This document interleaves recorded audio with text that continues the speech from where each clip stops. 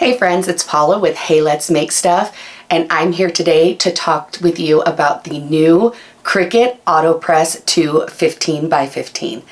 It is such a great machine, and the upgrades from the original AutoPress are really awesome. So let's talk a little bit about the new features that it has. First of all, the Cricut AutoPress 2 has a 15 by 15 plate, which is larger than the original AutoPress that was only a 12 by 15. So that gives you more space to press on, and I personally love that. It helps you make larger projects and can really increase the diversity of projects you can do. It also has adjustable temperature, time, and press settings. So that means you can adjust your temperature and time, but then also the pressure that the AutoPress is giving to your project. And because different projects require different levels of pressure, it's awesome that you aren't having to use any of your own muscle to create that pressure. The machine does it all for you. So as you can see, this machine opens differently than the original AutoPress. So before the AutoPress kind of clamshell opened, this one is a straight up and down. So there's not as much clearance here, but the great news about that is it has this pull-out drawer. So you set up your project here and it makes it so easy to get everything lined up and placed exactly where you want before you push it back in and then press the button for it to lower down and press with the amount of pressure that you set. It also has a movable control pod, which is awesome. So as you can see, it has the power button and then two knobs here. So this knob adjusts your pressure, your time, your heat. So there's a little minus and a plus. So you turn it this way to go lower, turn it this way to go higher. And then when you press on it, that's what sets and moves you down to the next one. So then if we need to adjust our time, we'll say we move it down to 25 and then you press it again and then it moves your pressure. So you can adjust your pressure. So 220 is the highest the pressure goes. And then if you need something with lighter pressure, you can adjust it down, press that again, and then that sets it. Also, if you look here, there's a little one right there, and as you turn this knob, it changes to 2, so you can actually have 4 presets on here for things that you use the most. So if you know you're doing t-shirts and canvas bags the most, you can set your temp, time, and pressure for those on here, so you just have to turn it. You don't actually have to change the settings at all on the dial, and I think that's pretty awesome. And then when you're ready to press, you just press this right here, and it will lower down. And it will lower down to your set time. However, if you are just like, oh, it's set to 15, but I just need it for 5 seconds, you press it one more time and it automatically comes back up. So this AutoPress is great for all of your heat press projects. If you're using DTF, iron-on, sublimation, infusible ink, anything like that, this is going to be perfect for it. You just want to make sure that the project that you're doing fits on the 15 by 15, or you will have to move it the way you would if you were holding an EasyPress. You'll just have to pull the drawer out and then arrange it to where it needs to be pressed next and push it in and repress again. Another great thing about the AutoPress that I love is that while the heat plate gets very, very hot, the rest of the machine doesn't. There is minimal warmth up here on the top. On the side here, there's nothing. Underneath, there is nothing until you get to kind of right here. There's a little bit of warmth right around where the pad is. There's warmth here on top.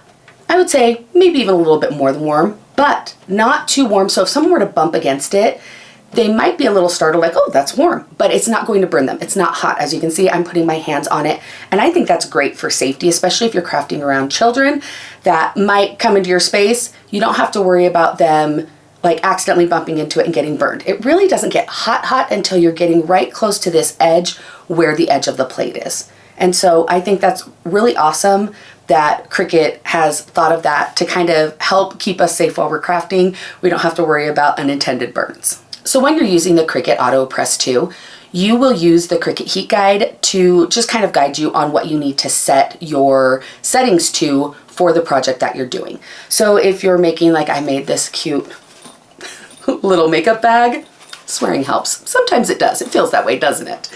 And then a cute shirt for my daughter that just says sun, salt, sand. So perfect for summer. And I'm also going to show you how to make a really cute denim bag.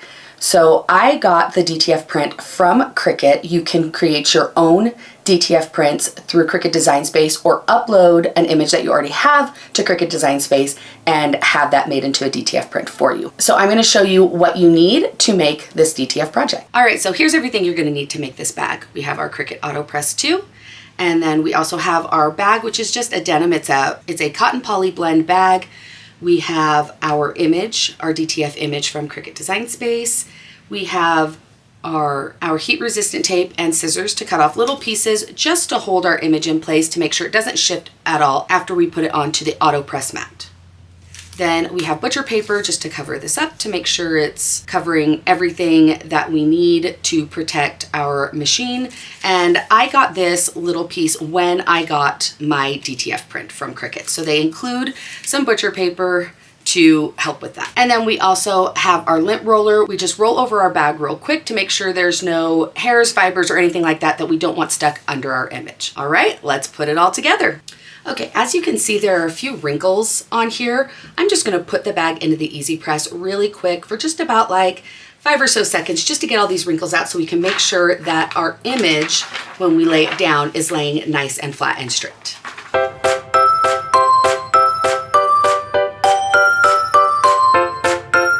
And now you can see that all of those wrinkles are gone and it's nice and flat for us to work with.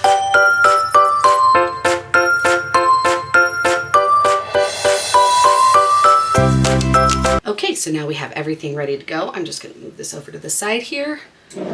We are going to pull out our drawer that has the mat on it. I'm going to set it right there, make sure it's all the way. As you can see, this is a pretty large image, so we just want to make sure that the whole image is where it should be.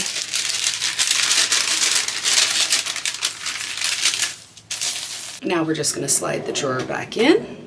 All right, so we have our heat set at 350 per our heat guide, and for 25 seconds with 185 pounds of pressure. So this right here, remember, is our play button or our start button.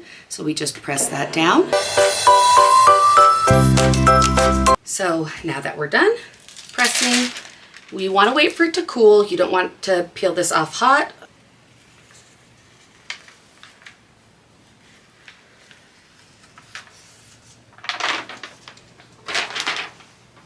And there we go. How cute is that? Just the little summer vibes bag that you can take to the beach or the pool or whatever you want, or hey, just carry it around and use it as your summer purse. All right, so I hope that after seeing some cute projects and making a project with me using the Cricut AutoPress 2 15 by 15, that you are just as excited about it as I am. The Cricut AutoPress 2 is going to be launching exclusively on Amazon, and we will make sure to link to that for you. If you enjoyed this video, we hope that you'll give us a like and follow us here on Hey Let's Make Stuff for more fun and crafty content. We hope to see you next time.